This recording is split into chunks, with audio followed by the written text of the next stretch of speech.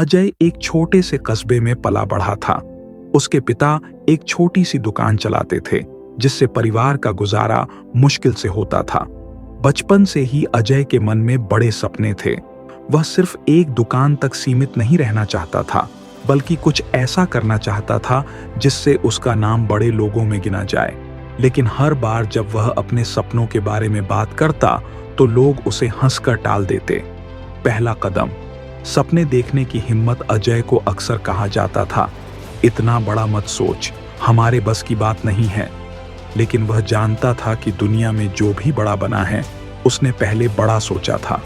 इसलिए उसने अपनी सोच को सीमित करने के बजाय अपने सपनों को और बड़ा किया। दूसरा कदम। छोटे से शुरुआत। लेकिन बड़े लक्ष्य। अजय को बिजनेस का बहुत शौक था, लेकिन उसके पास ज्यादा पैसा नहीं था। उसने अपने पिता की दुकान से ही अपनी यात्रा शुरू की। लेकिन वह सिर्फ दुकान चलाने तक सीमित नहीं रहा। उसने यह सोचना शुरू किया कि इस दुकान को एक बड़ी कंपनी कैसे बनाया जाए। तीसरा कदम। सीखो और लगातार आगे बढ़ो।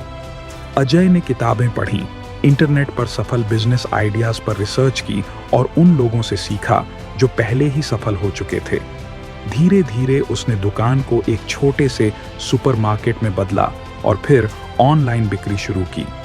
बाधाएं आईं, लेकिन हिम्मत नहीं हारी। रास्ते में कई मुश्किलें आईं। पैसा खत्म होने लगा, लोग मजाक उड़ाने लगे, लेकिन अजय रुका नहीं। उसने हर समस्या को एक चुनौती की तरह लिया और नई रणनीतियों से काम करता रहा। अंततः सफलता मिली। कई सालों की मेहनत के बाद अजय की एक छोटी सी दुकान अब एक बड़ी चेन बन चुकी थी। उसका सपना सच हो चुका था, क्योंकि उसने कभी छोटा नहीं सोचा।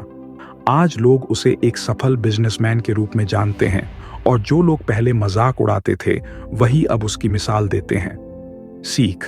अगर आप बड़ा सोचेंगे तो ही बड़ा कर पाएंगे। अपने डर और सीमित सोच को पीछे छोड़ें, नई चीजें सीखें और कभी भी हार मत मानें।